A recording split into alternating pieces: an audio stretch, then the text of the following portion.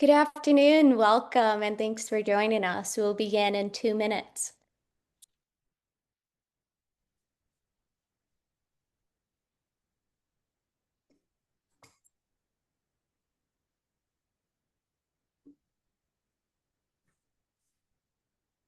So Maxine, where were you with Jim yesterday? We were doing a review for Spencer on some of these vision Uh, grants, yeah, and they have two participant engagements where you get to give them feedback. okay, And so we were really nice, pushing them on their research designs, their theories of change. It was a lot of nice. fun. Yeah, I bet. Hi, good afternoon. If you just joined us, welcome. We'll begin in 1 minute.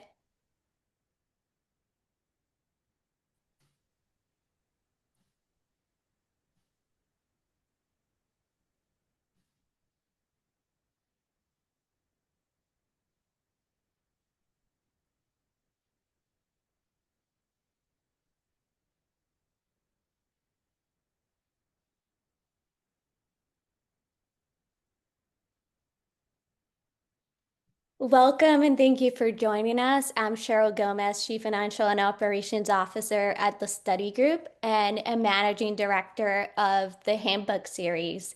We're excited for this webinar series exploring Volume 1 of the Handbook for Assessment in the Service of Learning. This is our second session in a multi-part series spotlighting the 3 volumes. Before we get started, wanted to go over logistics quickly. Thank you all again so much for joining us. I'm Lauren Catulli with the study group. As you settle in, please go ahead and share your name in the chat and where you're joining us from so we can see who's in the room. And we'll use the chat feature throughout the session, so feel free to add questions there or any reflections there or in the question and answer feature as questions arise. And you can access the session materials via the link that I'm about to put in the chat, and I'll continue to put it through the chat throughout our time together today. And if you have any questions, you can feel free to message me or email me at lauren@study-group.org, and I'll be here to help.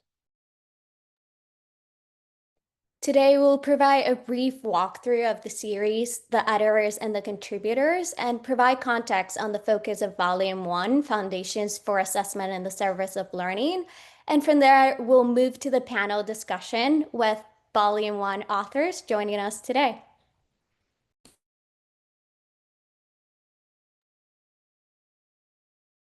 Before introducing the panel, I want to thank Eleanor Armour Thomas, who co-moderated the Gordon Seminar and co-edited Volume 1 with me for 2.5 years.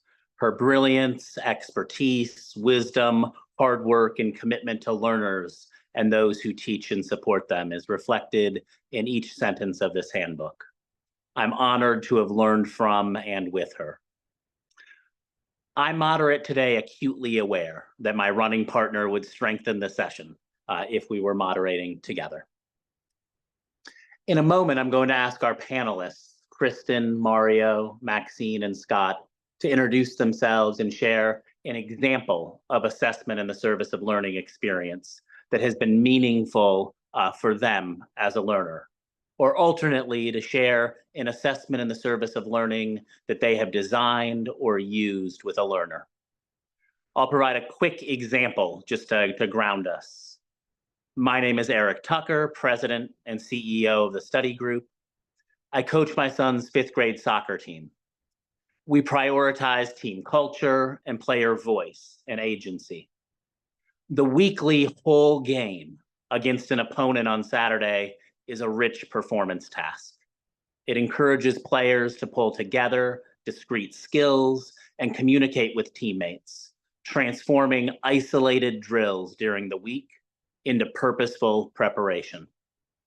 The growth and setbacks in the whole game gives them concrete feedback, showing what to focus on for coming practices. High school debate tournaments played a similar role for me, those many years ago. I think in terms of volume sections. So I'll ask Kristen, then Mario, Maxine, and Scott to introduce themselves in order. Great. Thank you, Eric. Hi, my name is Kristen Huff. I work at Curriculum Associates as the head of measurement. And I was so excited when I got this icebreaker question from Eric because right now, my favorite example of assessment in the service of learning is actually from the Great British Baking Show. I think that very similar to a sporting event, or if you've ever played in marching band, the participants have to do an authentic performance task. They don't just write about what they would cook or how they would cook. They actually have to cook something. And then the judges or scorers actually give specific actionable feedback, and they always start with what they would like the bakers to continue doing. They always start with a compliment, and then they follow up with specific actionable feedback for the baker. And then if you watch the show as often and as regularly as I do, you can see in subsequent episodes the bakers actually remembering the feedback and trying to make sure that they are acting on it and not making the same slip and really improving. So, Eric, I hope I did well. Okay, my turn. Thanks for the invitation and thanks for joining us today. My name is Mario Piacentini. I join you from Paris, France.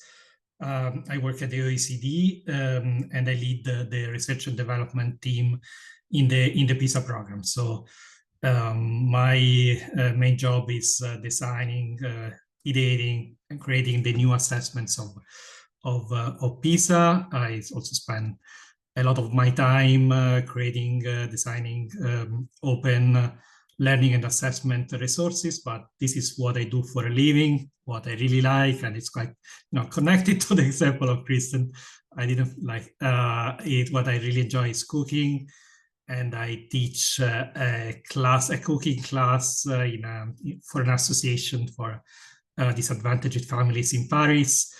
And last time I gave a course of I taught people how to make a Napolitana pizza. And so first part was like making pizza with my dough, but then the assignment was like that everybody brought their dough home, and the assessment was to send me a picture of their pizza with the prompt that they should put some of themselves and their culture in the pizza. And there were people from 8 different countries. So, and then it was an interesting and enjoyable exercise for them. They enjoyed doing the assessment and also eating the product. It's a tangible artifact, as Kristen said, and I'm going to tell a little bit more about the importance of any assessment that results in some artifacts.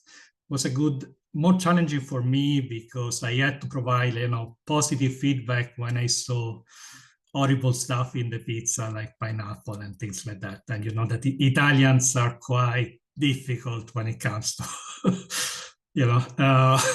messing up with Italian food. So that's my example. Greetings all, my name is Maxine McKinney de Royston. I'm the Dean of Faculty at Erickson Institute.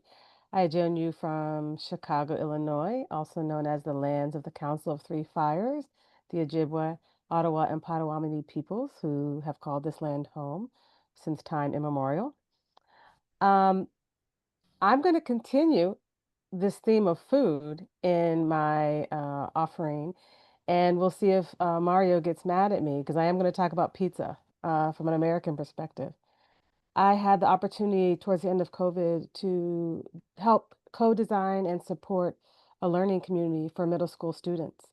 And one of the things that we did was actually co-design the curriculum together and co-design the assessments together. And one of the things that we did to co-design the curriculum together was we created a curriculum wheel.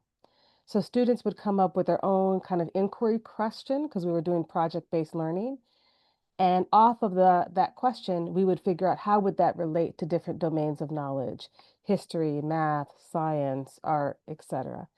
And one of the kids' question of inquiry was, how do I make the best pizza? Because he was of Italian American heritage, and that was something near and dear to him.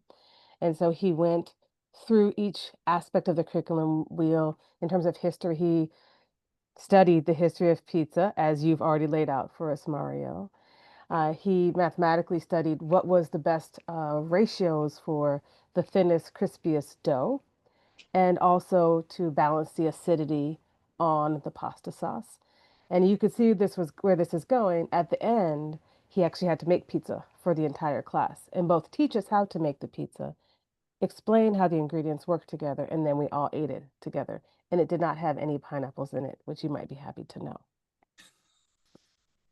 Thank you. As a native New Yorker, I'm thrilled that there were no pineapples on that pizza. Thank you, Maxine. So you guys are all making me hungry, but I'm going to take a little different paths. First of all, I'm Scott Marion.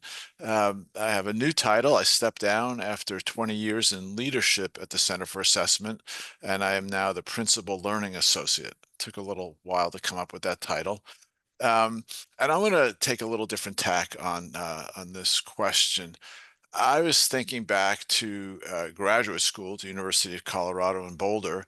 And as part of my measurement training, I was in a research and evaluation methodology program, had to take an ethnography sequence, which was fabulous training with the great Margaret Eisenhart. And she didn't want us doing ethnographies in school. So I'm an avid skier, and I had been a ski patroller in college. So I did an ethnography of the Eldora Mountain Ski Patrol. You sound like, well, what does that have to do with assessment? Well, what it did is I quickly learned that ski patrollers there didn't just spend time responding to accidents. They were working constantly, and it was a culture of work, but it was also a culture of people learning through legitimate peripheral participation. Levin Wanger. And it really introduced me to that way of thinking and learning and providing feedback to apprentices to become experts and leaders in a community of practice.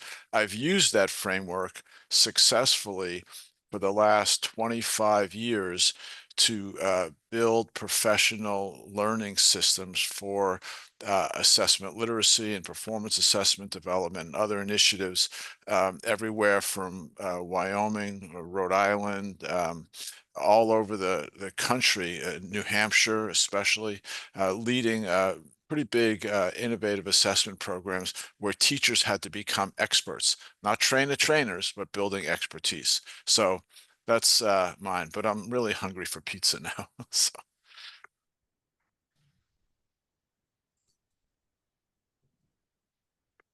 Cheryl?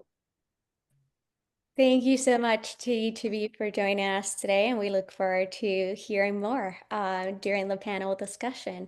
This handbook series advances the Gordon Commission's call to transform assessment from a tool of measurement into a catalyst for learning. It works to reimagine assessment as integral to teaching and student growth, and it really works to build bridges between research, practice, and policy.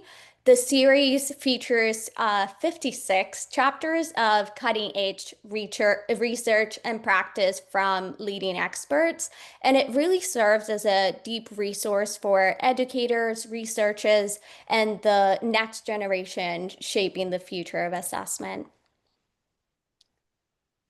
The series editors include Edmund W. Gordon, Stephen Cerici, Eleanor Amor-Thomas, Eva Baker, Howard Everson, and Eric Tucker. We appreciate each of your good work and important work on these series. And this project has been a voluntary effort fueled by passion and sustained by a supported community of scholars. We're extremely grateful to the nearly 90 contributors and teams whose insight and scholarship made this project possible. And some of you are joining us today. This work is remarkable, and we appreciate your contributions.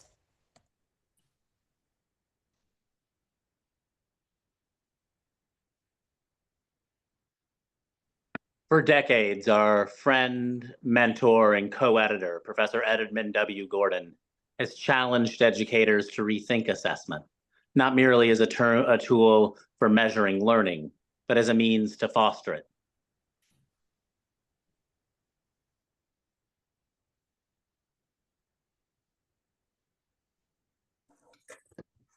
For decades, we've utilized educational assessment too narrowly, often to rank or sort students or to hold somebody accountable, all useful purposes. The result, however, is a system that exceeds at the delivery of a verdict, but it often falls far short of a meaningful path toward better learning.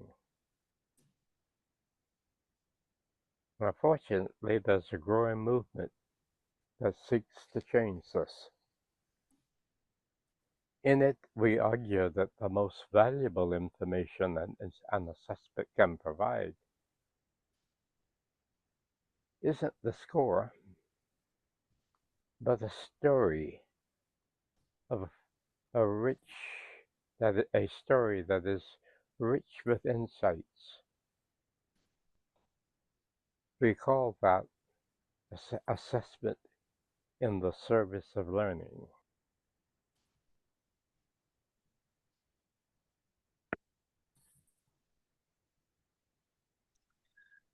Volume 1 brings together leading-edge work and explores educational assessment's catalytic potential by illustrating in Section 1, how might we design innovative assessments? Section 2, how might we ground solutions in the sciences of learning, measurement, and improvement? And Section 3, how might we leverage technological innovation, including artificial intelligence, resonant with these aims to better serve learners? Today's panelists herald from each of these three sections, respectively.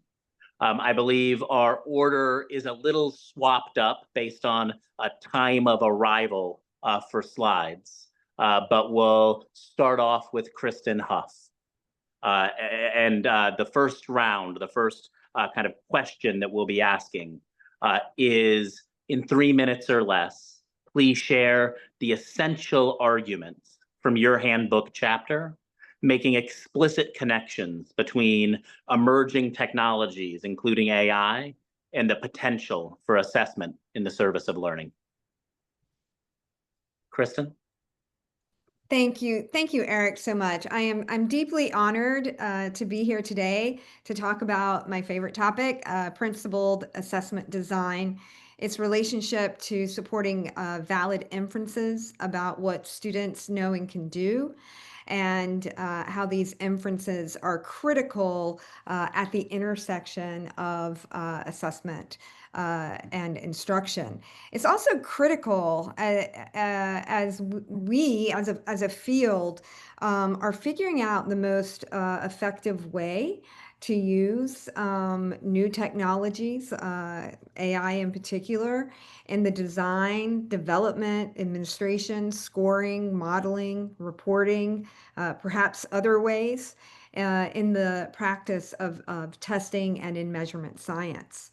As we commit to designing assessments to be more culturally relevant, to support more equitable inferences, to be more accessible and inclusive of all students.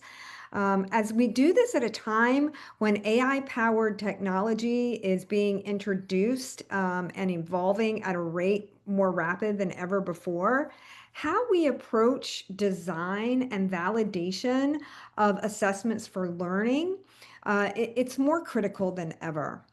So the primary takeaways from my chapter is grounded in the notion that validation of our inferences about what students know and can do starts with design. Building our inferential, evidentiary, and validation arguments do not begin when we have data to analyze. The building of these arguments began the moment we are called upon to make a test for a given purpose and use. When it comes to PAD, the differentiating characteristics, the way I like to think about them when compared to conventional approaches to test development, are threefold. First, the construct is defined by what we know about how students learn and develop knowledge and skills within a domain. If we're building an assessment of reading that is intended to inform instructional decisions, ought we to know what the research says about how students learn to read? Second, a commitment to PAD is a commitment to explicating all of our assumptions, all of our decisions that we make in the design and development of a test, interrogating them, and then documenting our answers and rationales. For example, when we say, this kind of task is more cognitively complex than this kind of task, and I know this because ... Or when we say, students perform like this on this task, and I can feel confident in inferring that they know this but not this because ... When we articulate the answers to those questions in ways that result in design tools, we can then use those design tools to make sure there's coherence across assessment and instruction. These design tools can be repurposed and then iterated over time as we collect more data and evolve our own ways of knowing what students know. In conventional approaches to assessment, the answers to these types of questions are typically left unspoken, which leads item writers and psychometricians to answer these critical design questions in isolation, which leads to weak arguments about what inferences we can make from the scores about what students know and can do. And finally, this is all done in an environment and an ambiance of a mindset that we are reasoning from imperfect evidence. And that mindset keeps us humble and curious and committed to continuous improvement. Thank you, Eric. Thank you. Scott, same question. Yeah. Thank you. Thank you, Eric and team. It was, if we go to the next slide, I don't need that one. So along with my co-author, Carla Evans, we wrote a chapter that extended the work that we produced in this book. It was published a couple of years ago, actually early last year. And we're really interested in this notion of instructionally useful assessment. We're talking about it here and using terms like assessment for learning, assessment as learning, and things like that. But we use the terminology of instructionally useful assessment. And it's really important. It connects with another project Maxine had mentioned in the pregame show here, being with Jim Pellegrino. Jim Pellegrino and I, along with Amy Berman, co-edited Reimagining Balanced Assessment Systems last year too, which is a National Academy publication that tries to rebalance assessment systems focused on rich classroom learning environments. Rich classroom learning environments need assessments that support learning and teaching.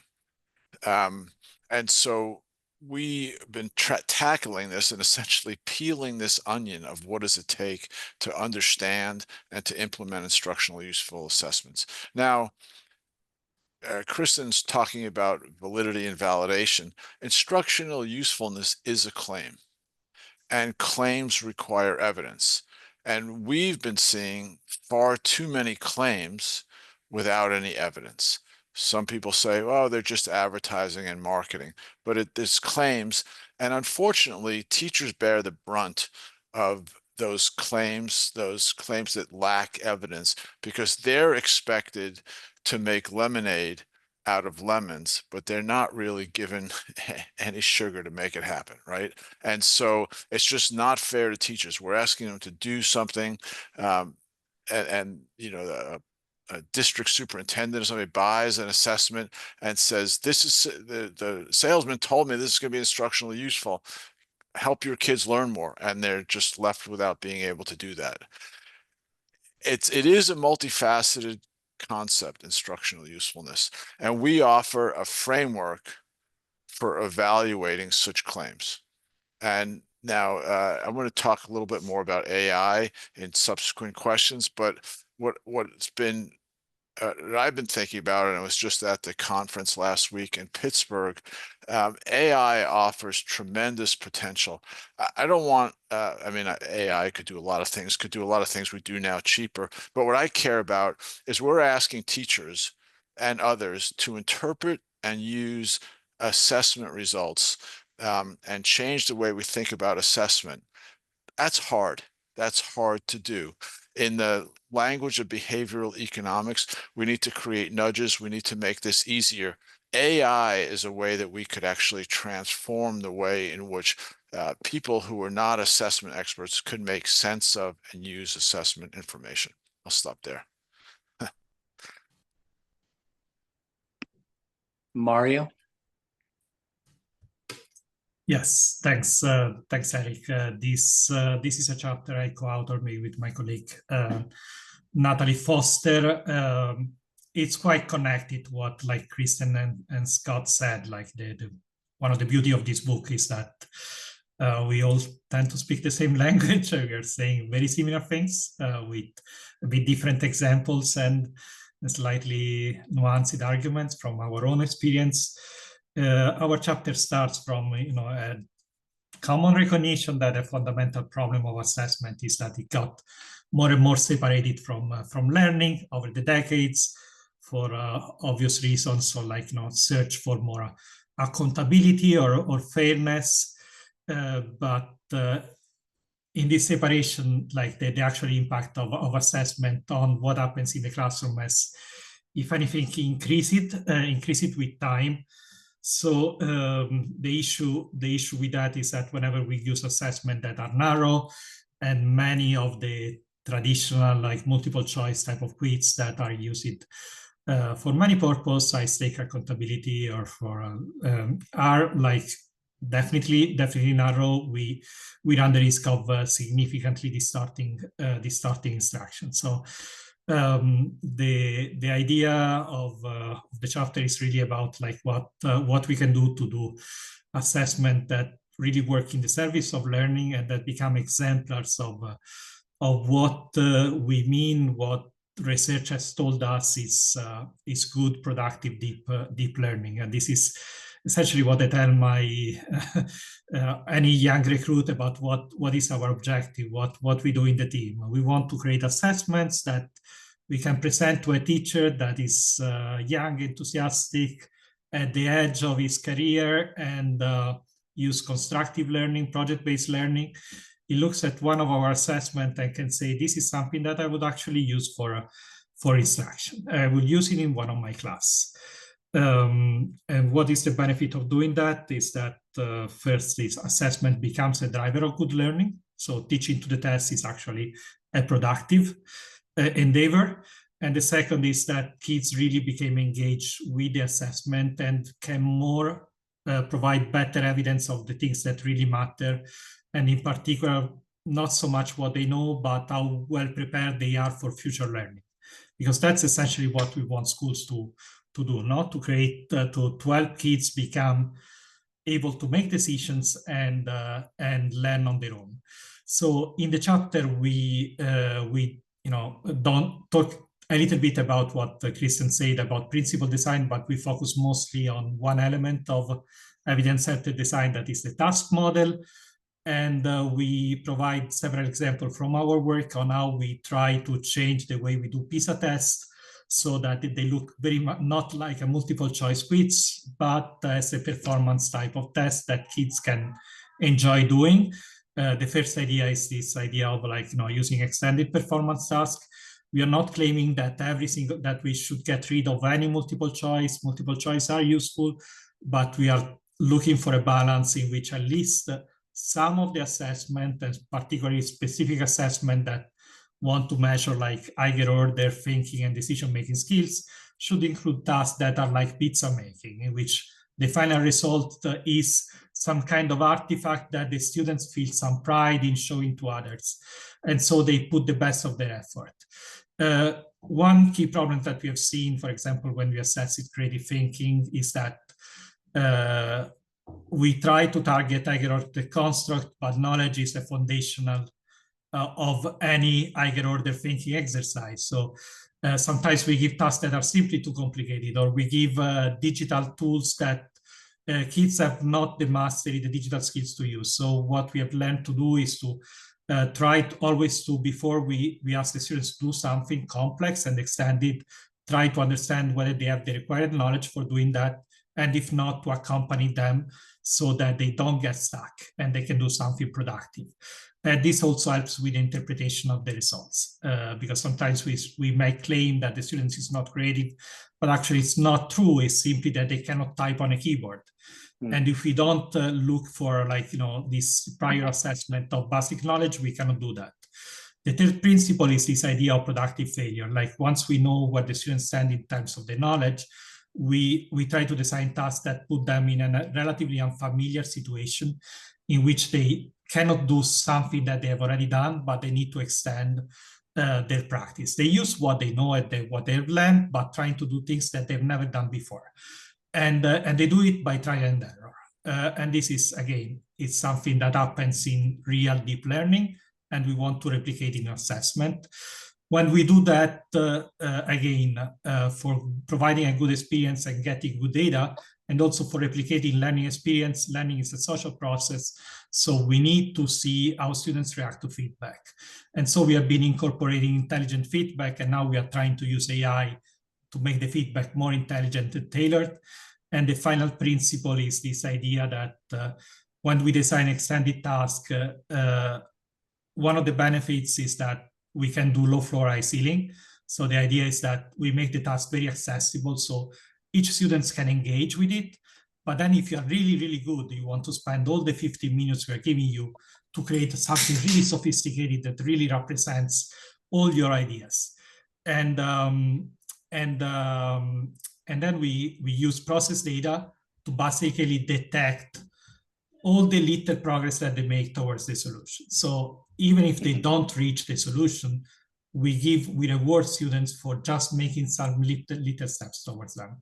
So these are just ways, and we provide a lot of examples of, so this is very practical based on our work, and I can share in the chat some tasks that we designed so you can play with it and see whether they match these principles or not.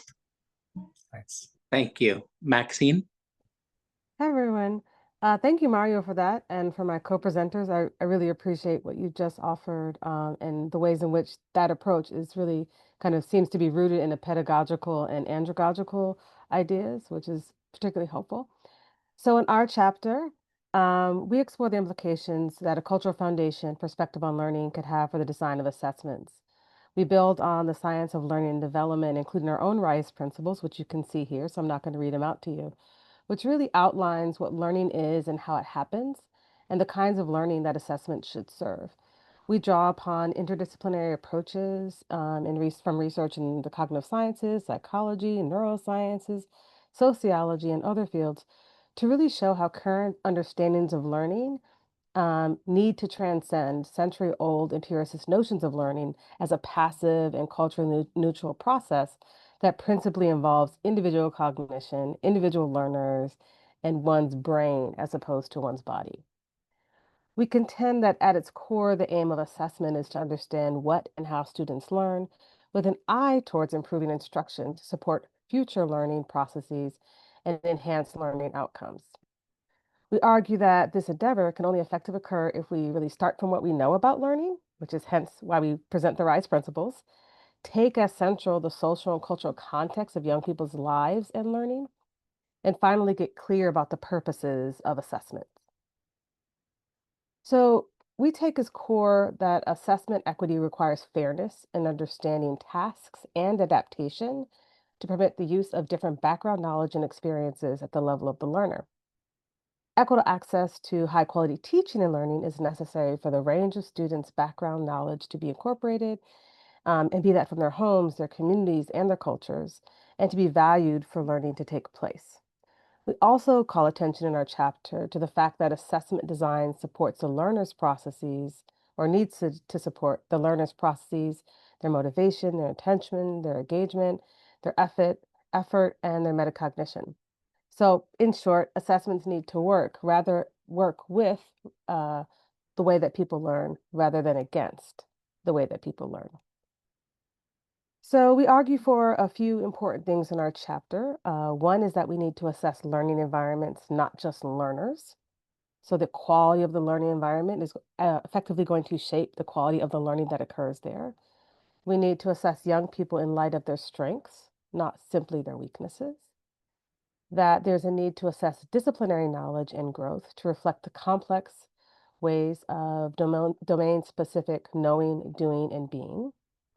We need to assess the diversity of learning pathways that shape and facilitate learning.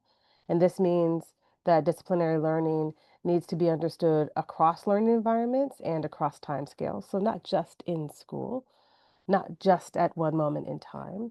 And that we need to assess learning in ways that mirror the multidimensionality of learning that the RISE principles suggests and the situatedness of it to maintain ecological and construct validity. Unfortunately, as Dr. Gordon mentioned in his video, current forms of assessment in the US primarily focus on sorting students and on one-off student performance tasks rather than on assessing learning in its breadth. And these forms of assessment too often reify racial and class-based disparities and stereotypes rather than offering true insights into the types of things that might allow educators to better support learning and the learning of all learners, including those made most societally vulnerable. So overall, we are arguing in our chapter that we should be thinking about assessment practices and how we could design optimal assessments in ways that build upon the multidimensionality of learning if we are really after assessing deep learning. And I say that because, again, what is the purpose of assessment? What are we actually trying to assess? So if we are trying to assess deep learning, then what I offer makes sense. If we're trying to sort students, perhaps it doesn't. And also if we're trying to engage in assessment in ways that facilitate instruction and future learning. And we kind of end our chapter thinking about implications that this kind of a perspective could have for disciplinary areas like math, science, and literacy, as well as the role that assessments can play in the service of learning here in this age of AI that we're all experiencing. Thank you. So we'll roll into our second round of questions. And for the third round, we'll have various members in the audience, various participants from the audience tee up questions. So excited to get to more audience participation. I'll ask us to be kind of pithy and direct for this second round. Maxine, we'll start with you. Thank you for that wonderful outline of your argument. One of the things that Roy and Naila and Carol and you outline in your chapter is a set of arguments that provide grounds to believe that generative AI and other emerging tools like that have the potential to contribute to the future of assessment that's congruent with the RISE principles. What's important for us to understand about this potential? Absolutely. Thank you for the question. And thank you for bringing my co-authors into the room. And I'm glad to be here to represent them. So I think a couple of key things, and I'm going to kind of build off of the RISE principles that our chapter is based upon. So the first one is that the ways we think about learning need to be really rooted, right? And so in this idea, if we think about the possibilities of generative AI, we should be thinking about how, when we have the opportunity to do assessments digitally rather than paper-based or just in the classroom, how might those things accompany a learner as they engage in and navigate a variety of social cultural activities, no matter where they occur? Because if we take up the idea that learning happens everywhere and all the time, how do we use these kinds of new tools to get that broader holistic view of learning? The second is that we need to understand learning as integrated. And so how do we think about how they're integrated in the variety of activities that our learners are engaging in, but also how they're integrated with the context of how their bodies are understanding the world and understanding certain kinds of domains in different spaces, right? So thinking about embodiment, but also thinking about the ways in which learning is integrated with people's identities, right? And I can tell you that as someone who studied a lot of math and science in my history and have been very successful at it, but have also faced many spaces in which I was meant to feel like I could not learn those things. And I felt like I had to learn them in spite of the context in which learning occurred. Also, that learning is shaped, um, and we have to understand the daily activities that learners engage in. And and by that, I mean not just the activities that they engage in school, but also outside of school, as well as not having very static forms of assessments that are kind of one-off assessments, a very narrow snapshot of one's performance. I wouldn't argue that it's learning, but one's performance at a moment in time. Instead, we need longer term and longitudinal assessment tools. And finally, that learning is experienced, right? That we need to really engage through generative AI. It gives us this possibility to engage ethically with embodied forms of learning using gesture, using movement, but also within the sort of social and environmental interactions that learners have as they coordinate their learning in the broad spaces in which they engage in learning.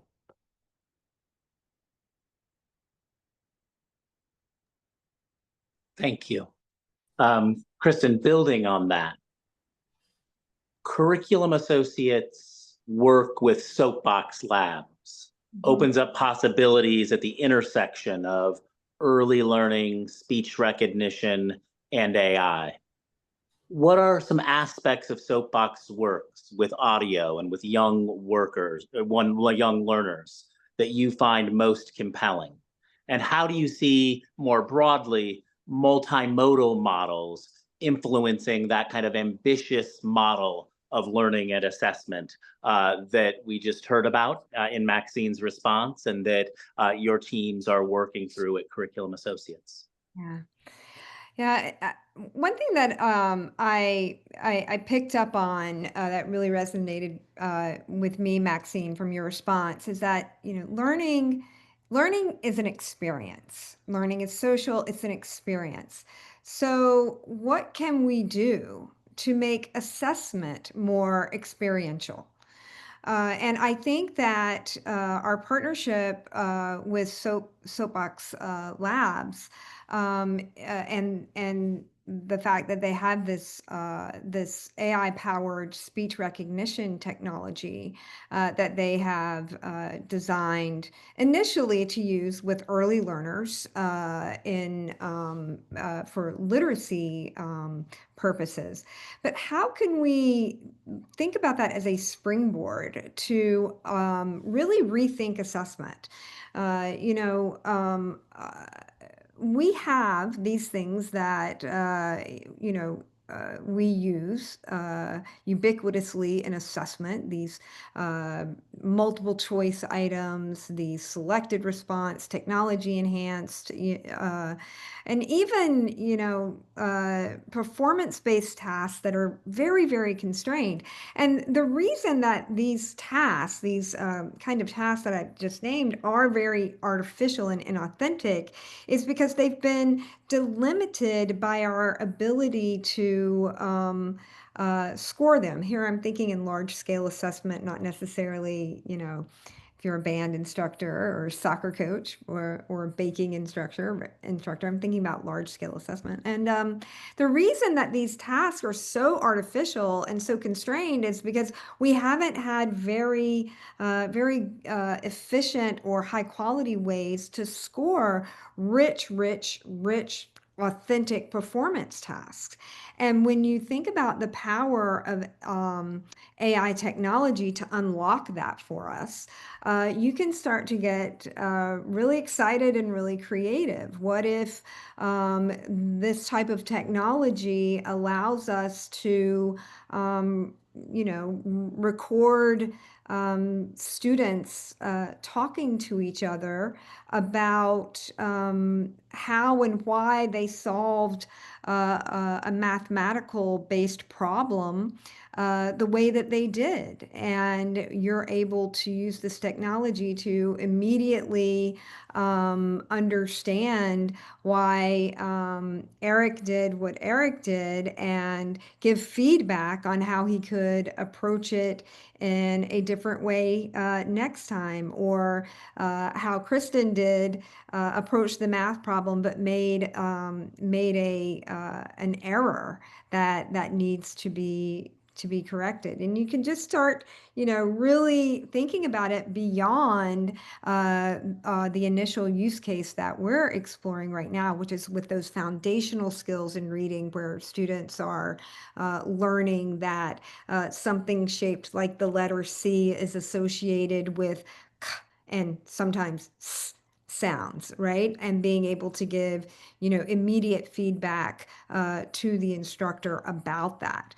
You can really start to get really creative. And I think if we want to honor what learning science and pedagogy are teaching us, that learning is experiential, it is sociocultural, then assessment, we need to catch up. And my hope and my dream is that AI-powered technologies allow us to do so.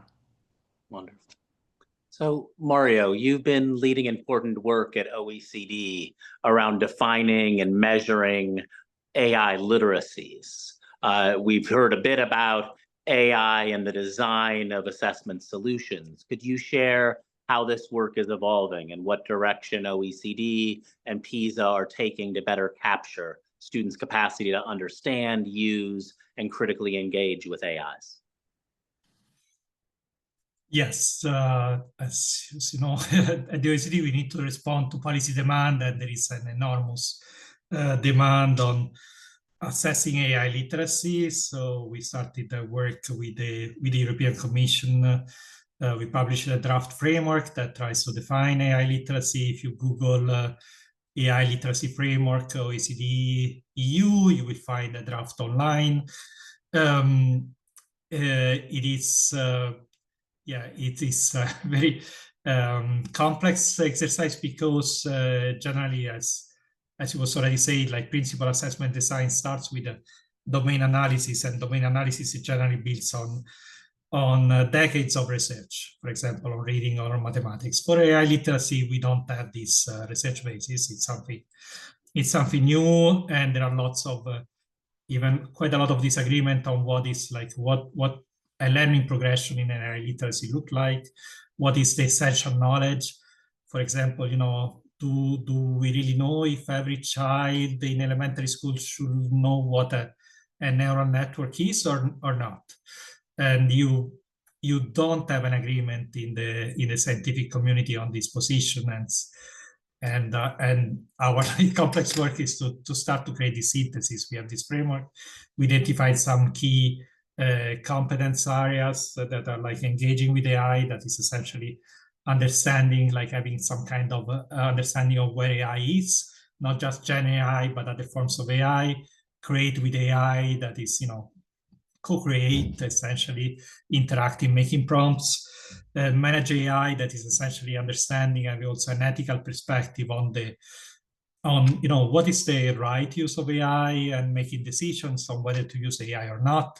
And finally, designing AI that is more like, do you know how to shape an AI, how the AI is trained, and how you can, for example, reduce the bias on the product. So we have these foundational elements. Now we have an assessment of in development for PISA 2029 that is called Media and AI Literacy, for which we have an assessment framework that we will publish at the end of the month. So it goes more in detail into measurement issues. It focuses on a particular aspect of AI literacy, that is the connection with the media. Why? Because personally, I think it's the most important thing that the kids should be learning about, how AI interacts with everything they find on social media, on the internet, with news, fake news, and all of these aspects. So understanding biases, understanding AI created misinformation, and all these intersections. So it's not the universe of AI literacy, but it's a very important component. It has also a very strong ethical component in terms of assessing whether kids can engage in some reflection on, for example, really on what I think is really fundamental, that is deciding whether to use AI or not. And in terms of design, same principle that I explained before. We are trying to create environment in which that basically replicate authentic, like, social media experiences. So simulating social media, simulating some kind of scenario in which they use different types of AI tools and see how they work with them. It doesn't look like an assessment, it looks like an activity. Scott, you work extensively with states and large systems. As AI continues to transform what's possible in teaching and learning, many are calling for assessments that leverage AI and are more useful, usable, supportive of student learning. How are you seeing states and large systems respond to public demands for instructionally useful assessment? And how are you seeing them respond to solution providers that are leveraging tools that may begin to reshape the foundations on which assessment is built? Yeah, I don't want to be the downer, but not very quickly and not enough. And there's some legitimate reasons for that. First of all, a lot of the folks who are in these positions grew up through the No Child Left Behind era, right? And so it's almost like the equivalent of I call it the No Child Left Behind syndrome, like the Stockholm system. They sort of take on the personas of their captors, in this case, these rigid accountability systems.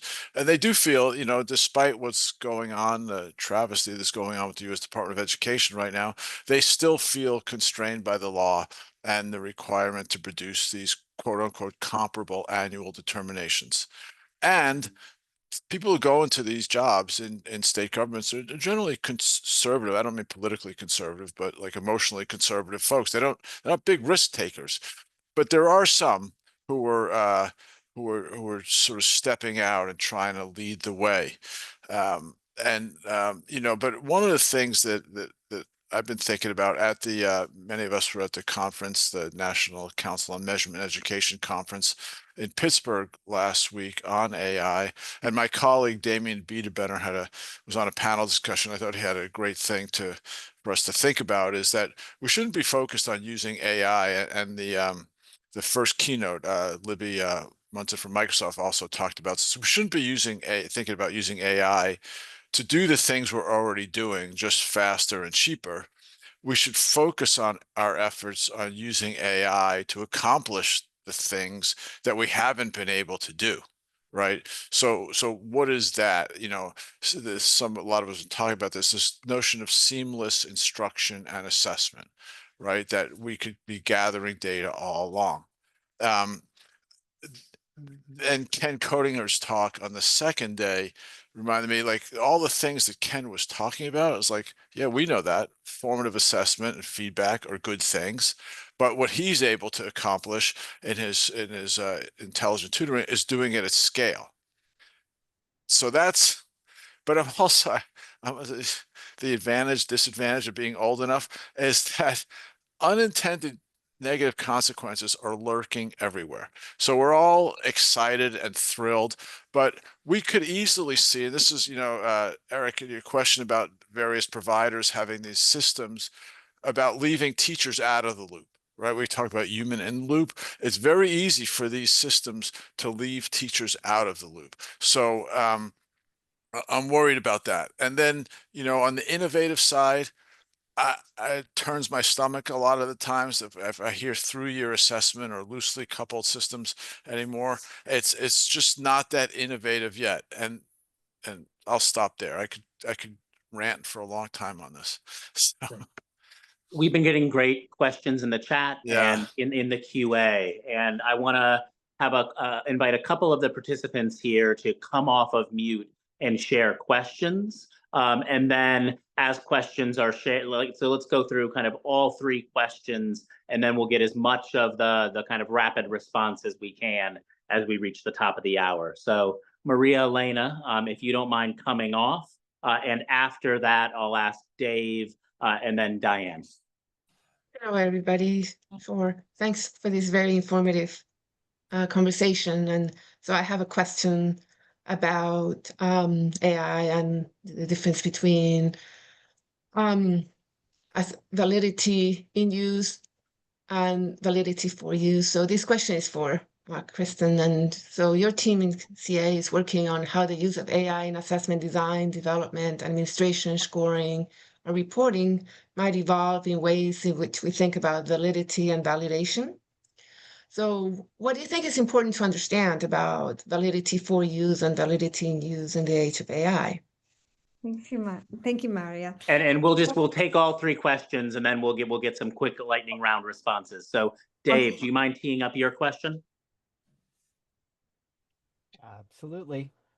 This question is actually for Maxine. And please share your reflections on what the RISE principles mean relative to assessment in pre-K to 12 learning environments, including what the principles might mean for educator preparation and professional learning.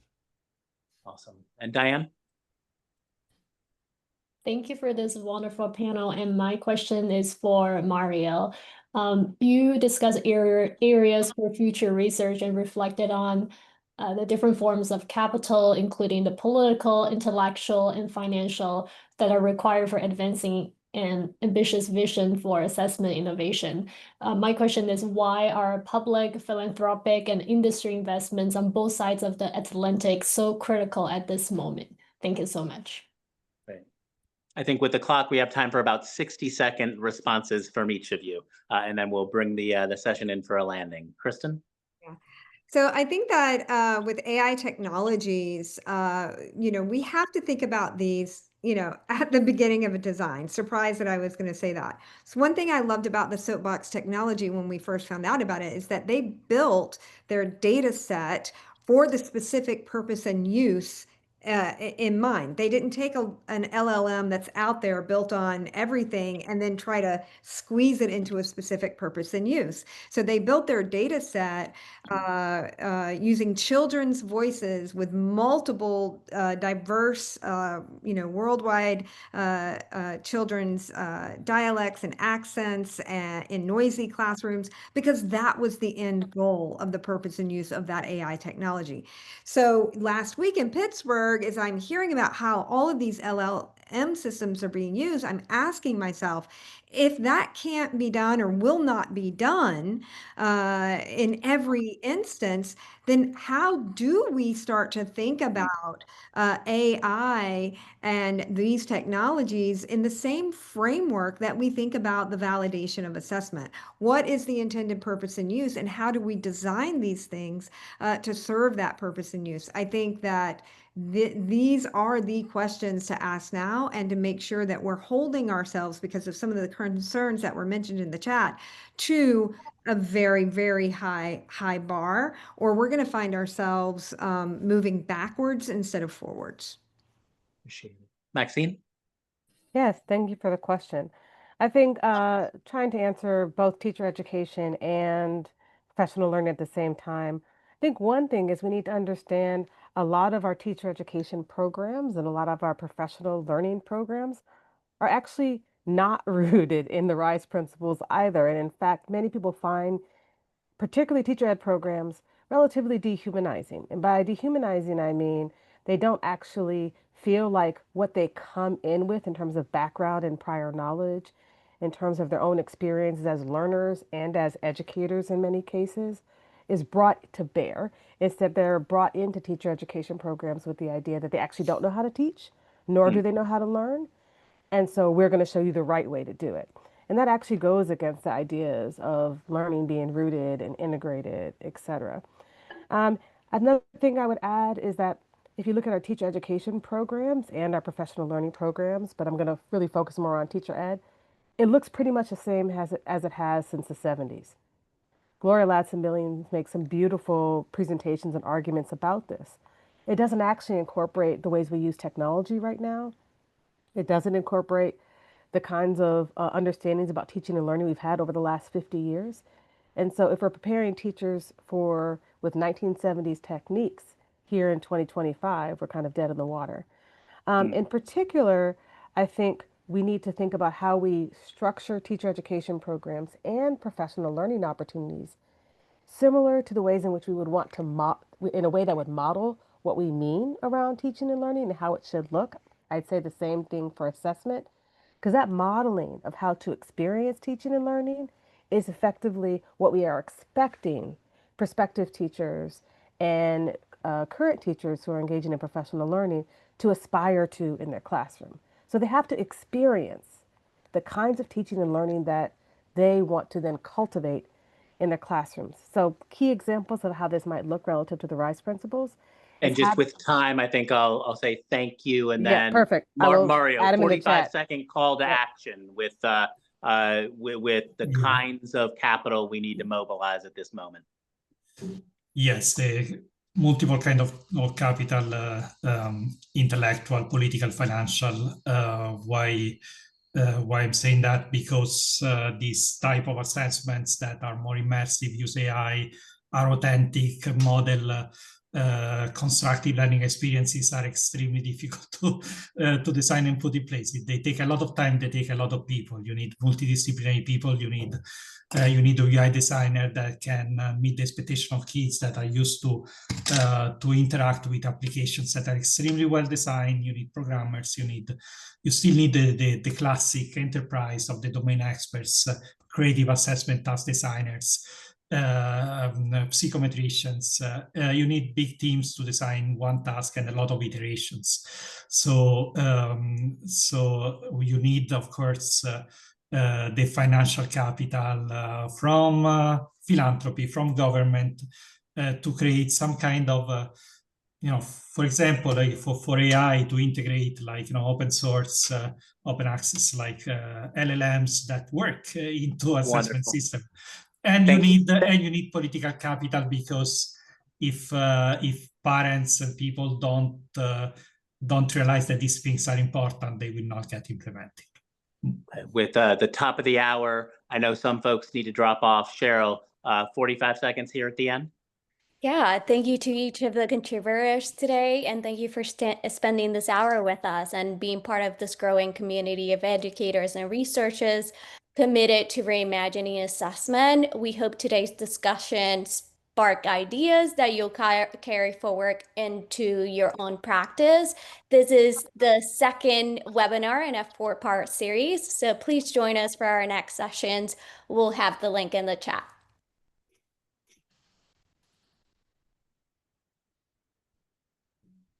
Thank you all. We look forward to seeing you next time.